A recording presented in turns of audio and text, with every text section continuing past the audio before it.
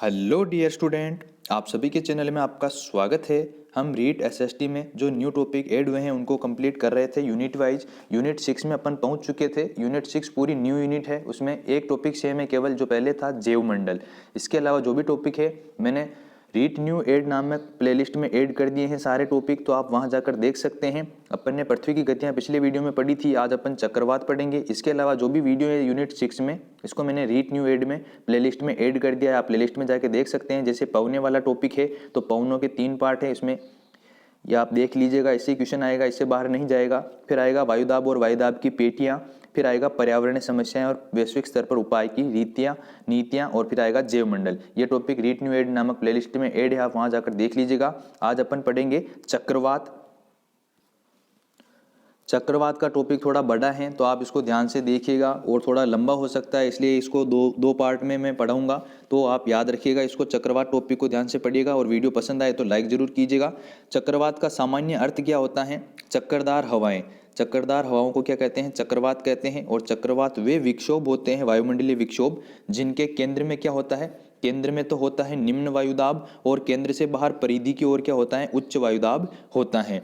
तो वे वायुमंडलीय विक्षोभ जिनके केंद्र में तो निम्न वायुदाब हो और परिधि की ओर उच्च वायुदाब हो क्या कहलाते हैं? चक्रवात कहलाते हैं। केंद्र में निम्न वायुदाब होने के कारण चक्रवात में चारों ओर से वायु केंद्र की ओर गोलाकार आकृति में गतिशील होती हैं और क्या करती हैं? वर्षा करती हैं।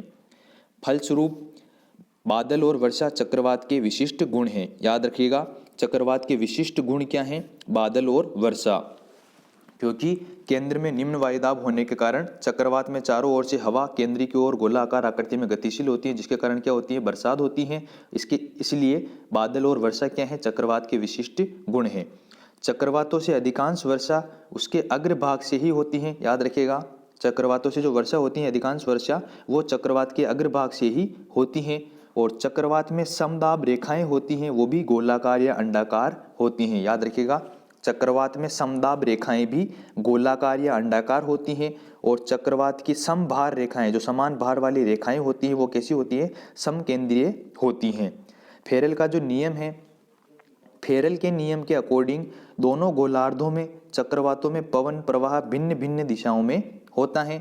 उत्तरी गोलार्धों में चक्रवातों का प्रवाह तो घड़ी की सुई के विपरीत दिशा में वामावर्त होता है, एंटी क्लॉकवाइज, तथा दक्षिणी गोलार्ध में घड़ी की सुई की दिशा में होता है, दक्षिणावर्त। याद रखिएगा, फेरेल का नियम यहाँ पर भी लगता है कि उत्तरी गोलार्ध में तो चक्रवातों का प्रवाह घड़ी की सुई की विपरीत दिशा में अर्थात एंटी क्लॉकवाइज लगता है, और दक्षिणी गोलार्ध में घड़ी की सुई की दिशा में होता है, दक्षिणावर्त। फिर इसके बाद अपन देखते हैं कि चक्रवात में निम्न वायुदाब ठीक मध्य में नहीं होता। चक्रवात में जो कम वायुदाब होता है वो ठीक मध्य में नहीं होता, बल्कि कुछ पीछे हटकर होता है, और यही बिंदु क्या कहलाता है? मध्य भाग कहलाता है। फिटेजरोय ने सर्वप्रथम स्पष्ट किया था कि चक्रवातों की उत्पत्ति दो भिन्न वायु राशियों के मिलने से होती है, जिसमें से एक वायु राशि तो होती है उष्ण और दूसरी होती है ठंडी। याद रखिएगा, किसने सर्वप्रथम स्पष्ट किया था कि चक्रवातों की उत्पत्ति दो भिन्न वायु राशियों के मिलने से होती है? तो फिटेजरोय ने सबसे पहले ये बताया था कि चक्रवातों की जो उत्पत्ति होती है वो दो अलग अलग वायु राशियों के मिलने से होती है, जिसमें एक तो होती है गर्म और दूसरी होती है ठंडी। जब गर्म वायु राशि ठंडी वायु प्रदेश में प्रवेश करती है तो वह हल्की होने के कारण ऊपर उठती है और वहां निम्न वायुदाब का केंद्र बन जाता है, और इस न्यून वायुदाब की और वायु चारों ओर से तेजी से पहुंचने का प्रयास करती है, और इसी स्थिति में चक्रवात की उत्पत्ति होती है। चक्रवातों में तापमान परिवर्तन किसके अनुसार होता है? याद रखना इन छोटे छोटे फैक्ट को, कि चक्रवातों में जो तापमान परिवर्तन होता है वो ऋतुओं के अनुसार होता है। चक्रवात में तापमान परिवर्तन ऋतुओं के अनुसार होता है। अगला क्वेश्चन है, अगला पॉइंट है, शीत ऋतु में अग्रभाग गर्म और पिछला भाग ठंडा रहता है, और गर्म ऋतु में पृष्ठभाग हमेशा ठंडा रहता है। याद रखना, शीत ऋतु में तो अग्रभाग उष्ण रहेगा और पिछला भाग ठंडा रहेगा, जबकि ग्रीष्म ऋतु में पिछला भाग हमेशा ठंडा रहता है। हवाएं हमेशा वायु परिधि से केंद्र की ओर चलती हैं, और चक्रवात की जो आकृति होती है कैसी होती है? अंडाकार होती है चक्रवात की आकृति। याद रखिएगा, चक्रवात की आकृति कैसी होती है? अंडाकार होती है। अब अपन बात करते हैं आई ऑफ द साइक्लोन अर्थात चक्रवात की आंख के बारे में। वह क्षेत्र जहां हवाएं शांत होती हैं तथा वर्षा की मात्रा न के बराबर होती है और वह उष्ण क्षेत्र होता है उसे क्या कहते हैं, चक्रवात की आंख कहते हैं। अर्थात चक्रवात के केंद्र में स्थित बहुत ही कम वायुदाब का क्षेत्र क्या कहलाता है, चक्रवात की आंख कहलाता है। ध्यान रखिएगा इसको कि वह क्षेत्र जहां हवाएं शांत होती हैं तथा वर्षा की मात्रा न के बराबर होती है और उष्ण क्षेत्र होता है उसे चक्रवात की आंख कहते हैं। अगला है चक्रवात की विशेषताएं पढ़ते हैं अपन। चक्रवात जो है वो हमेशा स्थायी पवनों की दिशा में बहते हैं। याद रखिएगा, स्थायी पवनों की दिशा में ही हमेशा चक्रवात बहते हैं। शीतोष्ण कटिबंधीय चक्रवात पछुआ पवनों व उष्ण कटिबंधीय चक्रवात सनमार्गी व मानसूनी पवनों की दिशा के साथ प्रवाहित होते हैं। चक्रवातों का जो वेग या स्थायित्व है वो न्यून भार की तीव्रता और न्यूनता पर निर्भर करता है। याद रखिएगा, चक्रवातों का वेग या स्थायित्व जो है किस पर निर्भर करता है, न्यून भार की तीव्रता और न्यूनता पर निर्भर करता है। चक्रवात में जो हवाएं हैं वो चारों ओर से केंद्र की ओर चलती हैं और इन हवाओं की जो गति होती है वो समदाब रेखाओं के फैलाव और प्रवणता पर निर्भर करती हैं। उष्ण कटिबंधीय चक्रवातों की गति जो है वो अत्यंत तेज होती है और इनके द्वारा अधिक विनाश किया जाता है। याद रखना, किस प्रकार के चक्रवातों द्वारा अधिक विनाश किया जाता है, तो उष्ण कटिबंधीय चक्रवातों की गति जो है वो तेज होती है, इस कारण इनके द्वारा अधिक विनाश किया जाता है। और उष्ण कटिबंधीय चक्रवातों को अलग अलग स्थानों पर अलग अलग नामों से पुकारा जाता है। अब अपन देखते हैं चक्रवातों के प्रकार कौन कौन से हैं। सबसे पहले आता है शीतोष्ण कटिबंधीय चक्रवात, जिसे क्या क्या नाम से जाना जाता है, गैर उष्ण कटिबंधीय चक्रवात, वाताग्रीय गर्त, तरंग चक्रवात और द्रोणी चक्रवात। याद रखना, इसके उपनाम शीतोष्ण कटिबंधीय चक्रवात के इसे कहते हैं गैर उष्ण कटिबंधीय चक्रवात, वाताग्रीय गर्त, तरंग चक्रवात और द्रोणी चक्रवात। इसका निर्माण जो है शीतोष्ण कटिबंधीय चक्रवात का, इसका निर्माण होता है मध्य अक्षांशीय वायु राशि सीमाग्रोह के समीप। याद रखना, शीतोष्ण कटिबंधीय चक्रवात का निर्माण किसके पास होता है, मध्य अक्षांशीय वायु राशि सीमाग्रोह के पास होता है और उत्तरी गोलार्धों में शीतोष्ण या समशीतोष्ण चक्रवातों की समदाब रेखाओं की आकृति अंडाकार या उल्टे वी आकृति की होती है। आपसे पूछ लिया जाए कि उत्तरी गोलार्ध में शीतोष्ण या समशीतोष्ण चक्रवातों की समदाब रेखाओं की आकृति किस आकृति की होती है, तो अंडाकार या उल्टे वी आकृति की होती हैं।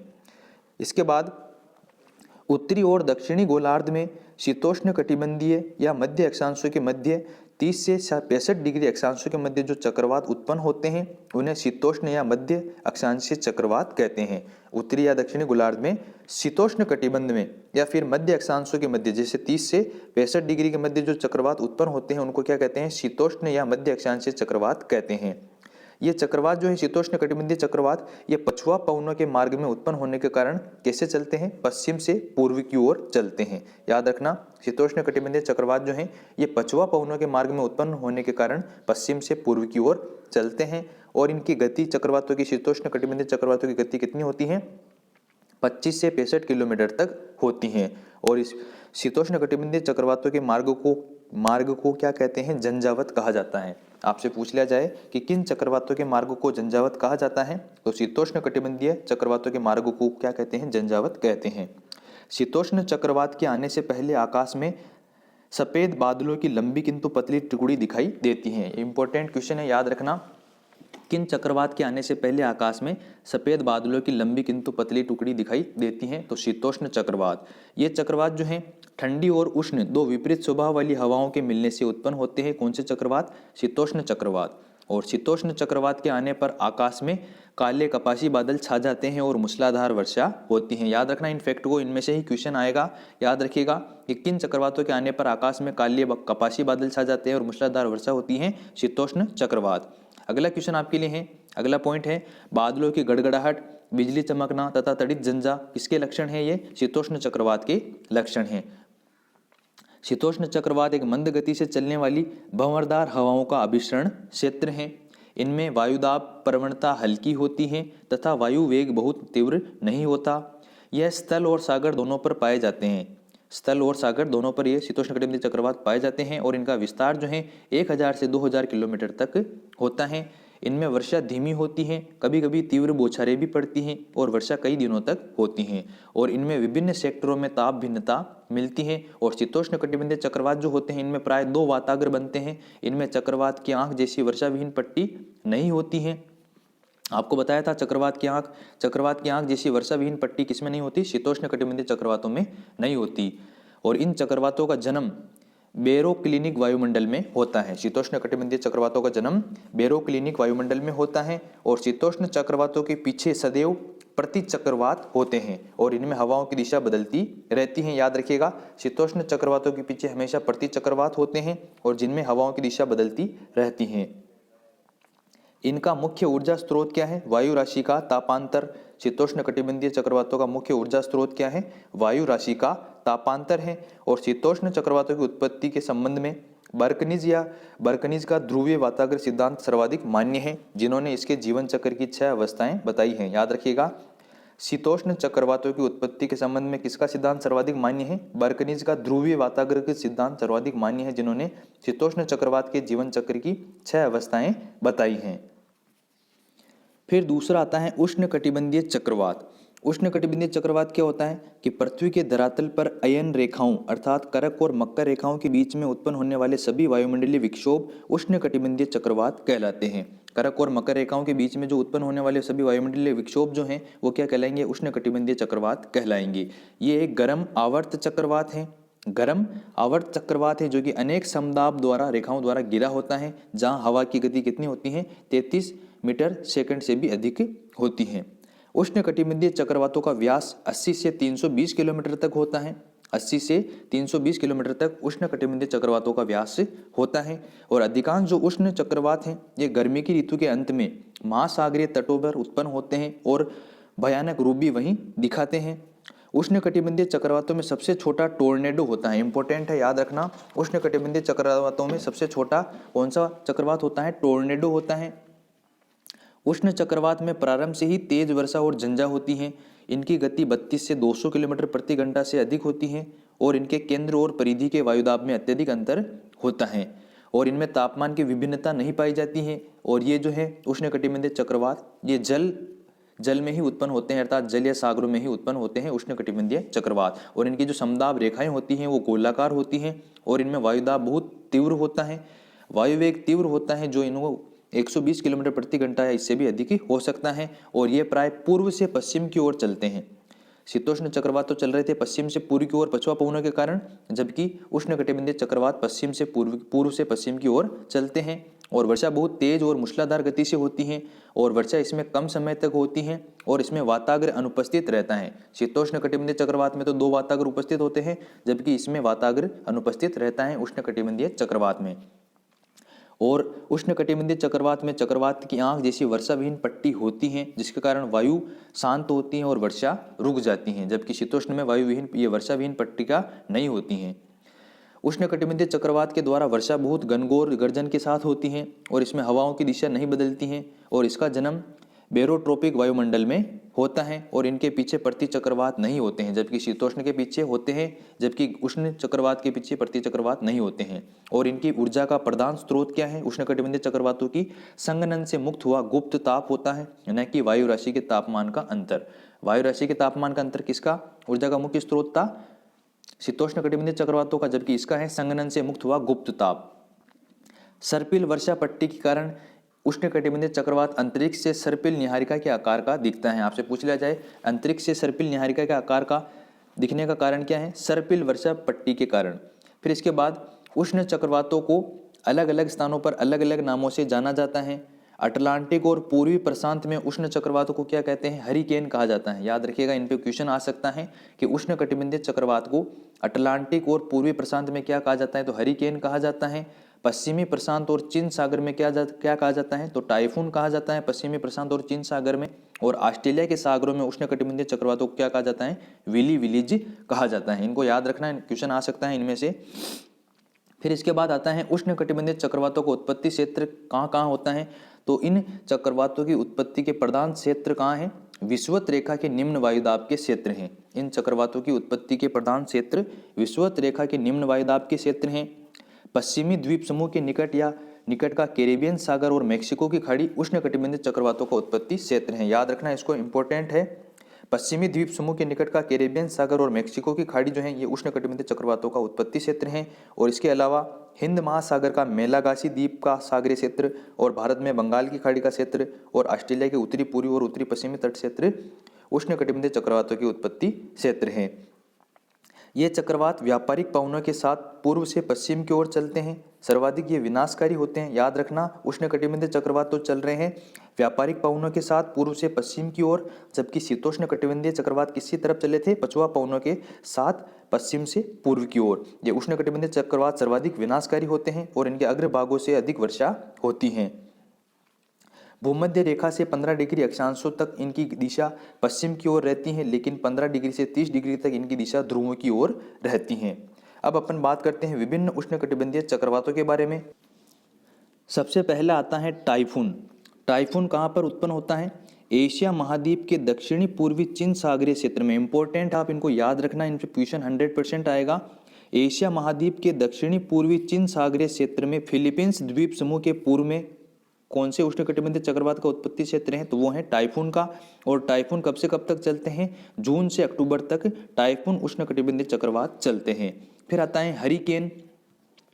हरिकेन का उत्पत्ति क्षेत्र कहाँ है? पश्चिमी द्वीप समूह में मेक्सिको की खाड़ी और कैरिबियन सागर में हरिकेन उष्णकटिबंधीय चक्रवात उत्पन्न होते हैं। मेक्सिको की खाड़ी और कैरिबियन सागर में हरिकेन उष्णकटिबंधीय चक्रवात उत्पन्न होते हैं और ये अगस्त से अक्टूबर तक उत्पन्न होते हैं। और उनके प्रवाह की दिशा कैसी होती है? पूर्व से पश्चिम की ओर। और इनका व्यास होता है 160 से 690 मीटर। और ये हरिकेन जो है प्रचंड गति से आगे बढ़ते हैं और मूसलाधार बारिश करते हैं। फिर आता है टोर्नेडो। टोर्नेडो आर्द्र और शुष्क ऋतुओं के मध्य के काल में उत्पन्न होता है। ये एक अति निम्न दाब का केंद्र है टोर्नेडो चक्रवात, और ये उत्तरी अमेरिका के मिसिसिपी नदी बेसिन, अफ्रीका के गिनी तट और मालागासी और पूर्वी अफ्रीका के तट पर उत्पन्न होता है। और इसका प्रवाह है, टोर्नेडो चक्रवात का जो प्रवाह है वो पूर्वी यूएसए में अधिक होता है और ये सबसे विनाशकारी ज़्यादा होता है, अधिक विनाशकारी होता है। व्यास इसका 400 मीटर तक होता है। और टोर्नेडो चक्रवात में क्या होता है? मेघों की गरज और बिजली की चमक बहुत अधिक होती है और ये अत्यधिक भयंकर और विनाशकारी होते हैं टोर्नेडो तूफान, लेकिन ये कम अवधि के होते हैं। और इनकी आकृति जो है टोर्नेडो तूफान की, टोर्नेडो चक्रवात की कीपनुमा होती है। ध्यान रखना, कीपनुमा आकृति होती है टोर्नेडो चक्रवात की। और इनका पतला भाग जो है धरातल के समीप होता है तथा चौड़ा भाग धरातल ऊपर की ओर उठा हुआ होता है। और इनमें बादलों का स्वरूप कैसा दिखाई देता है? हाथी की सूंड के समान होता है। जब टोर्नेडो चक्रवात आता है तो बादल कैसे होते हैं? बादल हाथी की सूंड के समान दिखाई देता है।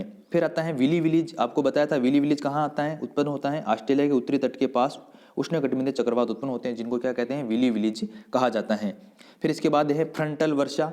फ्रंटल वर्षा चक्रवातीय गतिविधि से होती हैं। याद रखिएगा, फ्रंटल वर्षा चक्रवातीय गतिविधि से होती हैं और टी स्केल या टी मापक द्वारा चक्रवातों की शक्ति का मापन किया जाता है। आपसे पूछ लिया जाए कि चक्रवातों की शक्ति का मापन किससे किया जाता है, तो टी स्केल या टी मापक द्वारा किया जाता है। और पापागयो हवा में चक्रवातीय गति का अभाव पाया जाता है। कौन सी हवा में चक्रवातीय गति का अभाव पाया जाता है? तो वो है पापागयो हवा में। यह आपका चक्रवात का टॉपिक कंप्लीट हो गया। मैं आपको बोल रहा था कि 2 पार्ट में करेंगे, लेकिन एक पार्ट में ही ये कंप्लीट हो चुका है। अगर आपको वीडियो पसंद आया तो लाइक जरूर कीजिएगा। मिलते हैं अगले वीडियो में नए टॉपिक के साथ। जय हिंद, जय भारत।